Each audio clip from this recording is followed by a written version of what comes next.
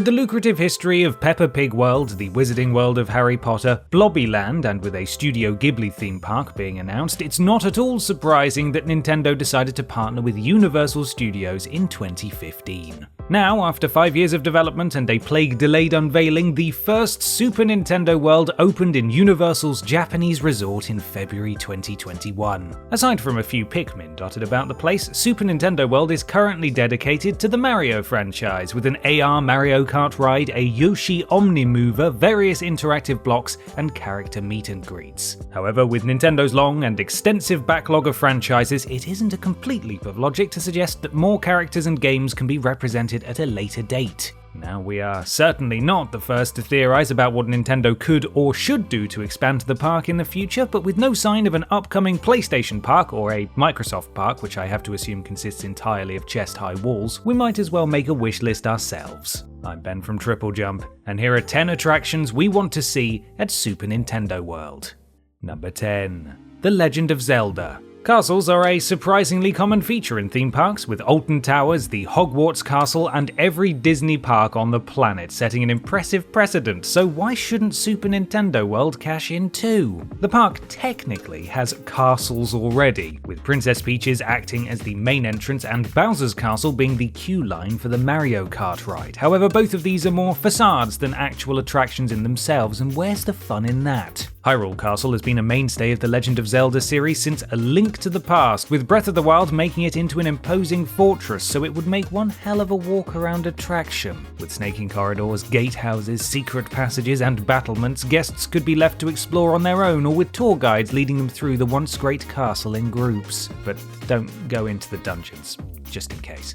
Number 9. WarioWare. Takeover events are somewhat of an in-character publicity stunt for theme parks, with characters or franchises taking over another area of the park. Pirates took over Hong Kong Disneyland in 2007 to celebrate the premiere of Pirates of the Caribbean at World's End. The Disney villains regularly hijack Disney parks, and there were even plans for the Muppets to take over Disneyland in the 1990s. Since Wario's first appearance in Super Mario Land 2 and Waluigi's introduction in Mario Tennis, these anti-versions of the Mario Bros have become insanely popular, and their appearance in the parks would be a major draw. The inevitable memes alone would justify it. Named after the party game collection for the Game Boy Advance, WarioWare would essentially be Nintendo's version of the villain takeover, with haphazard vandalizations of attractions, hasty rebranding of rides with their own logos, walk-around character appearances, and glitches in the AR to insert the two giggling buffoons into rides. Being rather incompetent, Wario and Waluigi's efforts would be slightly rough around the edges, making the hijacking easy to remove once the event ended. Their appearance would certainly create a bit of a buzz for fans to visit before the duo left for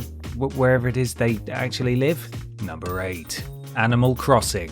With the release of New Horizons almost single-handedly preserving our sanity in 2020, it seems fair to have a section of the park dedicated to it. An actual ride may be a bit of a stretch unless you make Porter's train into a people mover, but a small seating area or shopping plaza would work just as well. After all, between Tom Nook's mortgages, Jolly Red's art dealing, and the Stork Market teaching us about stonks, money is one of Animal Crossing's main features. Toad's Cafe is currently the only eatery within Super Nintendo World, with a one-up factory acting as a gift shop. It is a theme park though, surely there's more room for commercialism than this. A Nook's Cranny could be set up to sell Animal Crossing merchandise, with a Roost Cafe giving parents that necessary shot of caffeine to get them through the rest of the day. A little plaza could also be used as a meet and greet point, as well as seasonal events or just a place for kids to run around threatening one another with foam axes. Number 7. Pokémon. Okay, a Pokemon theme park did sort of already exist back in 2005. It was a travelling carnival with a variety of seaside fun park attractions, but anyone can put some Pikachu or Charizard stickers on a roller coaster. What we want is the chance to see a Pokemon for real. Yes, I know for real isn't possible unless you painted a ferret purple and called it Rattata. However, having seen the state of some modern examples, there is no excuse not to build life-sized, smooth-moving Pokemon animatronics. A slow coaster train or boat on rails would take you through scenes of various Pokemon regions like Kanto, Johto, Hoenn, Sinnoh, and Galar, with the respective Pokemon types dotted about the scenes, poking in and out of foliage. You could even have screens and holograms showing them moving through their natural habitat, similar to Pandora's Na'vi River journey. If you wanted to make the ride more competitive or interactive, a Pokemon Snap Star feature could be added, scoring you on your ability to photograph the critters as you travel through the regions. While it wouldn't be a high-octane thrill ride, I think I speak for a lot of people when I say that I would love to be in the same room as a living, moving Pokemon, even if it's a robot. Let's just hope that robot uprising doesn't happen anytime soon. I don't want the papers to report that I was killed by a Lickitung. Thank you. Number 6. Donkey Kong. Not all rides need to be all bells and whistles, AR, VR, immersive CGI interactive attractions. Sometimes you just need a good old-fashioned roller coaster, and why not have one for a good old-fashioned video game like Donkey Kong? Well, what's that? Oh, really? Oh. Okay, so while recording this entry, I was informed that this idea is so good that Super Nintendo World's designers have already come up with it. Some very, very clever boys and girls data mined the official mobile app, finding a bunch of Donkey Kong assets, suggesting that a Donkey Kong expansion is on the books. Photos of the supposed layout have been leaked too, showing a track for a potential out-of-control minecart roller coaster. Now, depending on the size of the expansion, this could be a simple, gentle roller coaster like the Stinger, but if they wanted to get big with it, then I have some great ideas. The carts would climb to the top of a zigzagging track, reaching the summit where a gigantic Donkey Kong animatronic smashes down with his fist, sending the carts plummeting down into a mineshaft where spinning saw blades await them. That might be a bit much though, it's a children's park. Number 5. Kirby. While theme parks are created with families in mind, some younger children can get very tired, bored, and shouty. Instead of dragging around a kicking and screaming toddler who isn't interested in waiting 3 hours to enjoy a 30-second ride, you can instead let them take out their frustrations on Peppa Pig's mascots and semi-haunted statues instead. But who would make for a suitable theme?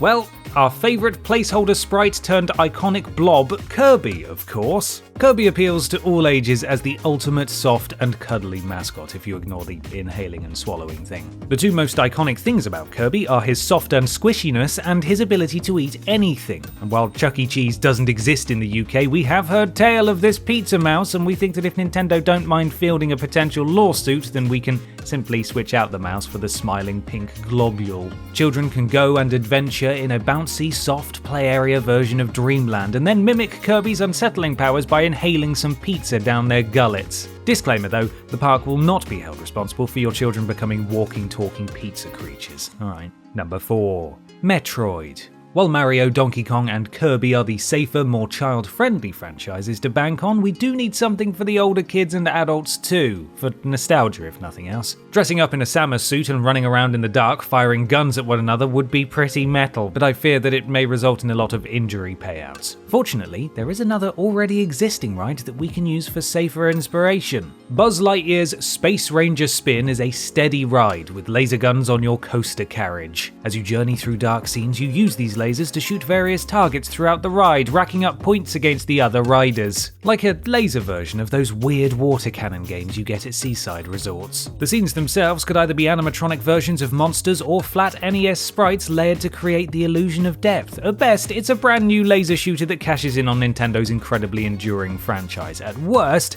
they just replaced the Buzz Lightyear animatronic with Samus Aran. Either way, I'd like my laser gun, please. Number 3. Splatoon.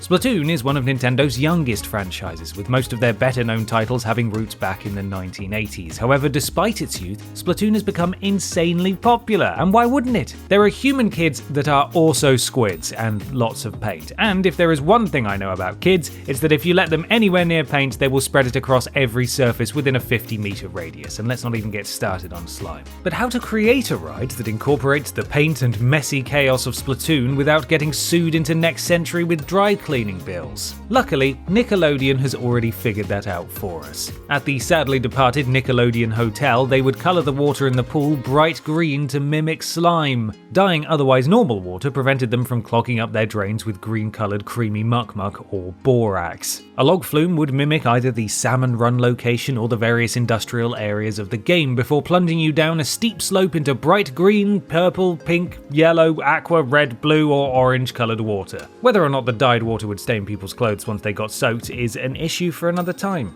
and for Nintendo's lawyers. Number 2. Luigi's Mansion. Cramming in a mansion alongside the 2 existing castles and the one we already suggested might be a bit of an ask, especially with all the other dark rides, roller coasters and eateries that we've shoved in there to boot. However, for once, one of our rides can be easily fitted into another location. Until its 2006 closure, Tokyo Disneyland had Cinderella's Castle Mystery Tour, a walk through the dungeons underneath Cinderella's castle, so who's to say that Bowser's, Peach's or Hyrule's castles can't also have a dungeon with a bit of a ghost problem? A tour guide would accompany groups through the castle's dungeons, tasking them with the job of hunting down the apparitions and clearing them out. Guests would be given a laser vacuum cleaner to point at the ghosts, sucking up as many as possible. These ghosts, as in the mystery tour, would be a mixture of Pepper's ghosts illusions, projections, animatronics, lights, and occasional cast members dressed up in scary outfits. Once you escape the dungeon, you can then compare your scores with the other tour members, with the highest scorer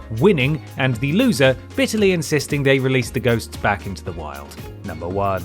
Star Fox. The Star Fox games could have been made with theme parks in mind, with on-rails shooters essentially being video game versions of roller coaster tracks, so let's bring this thing full circle, shall we? Using a lift system similar to Soarin' Around the World, a Star Fox ride would be more of a simulator than a roller coaster, lifting you up into the air with a large curved projection screen giving the illusion that you're flying across landscapes, or in this case, space. If you wanted to mimic the game's classic layout, perhaps an AR helmet similar to the Mario Kart ride could give you a HUD with messages from your squadron popping up to annoy you endlessly. The ride would also fly over the surface of alien planets while you fire at incoming enemies and obstacles. Whether or not the ride would be able to spin you around in barrel rolls is still up for discussion, especially on top of the lawsuits from the Splatoon ride, but I think murdering aliens with my woodland animal friends would be a great way to spend the weekend.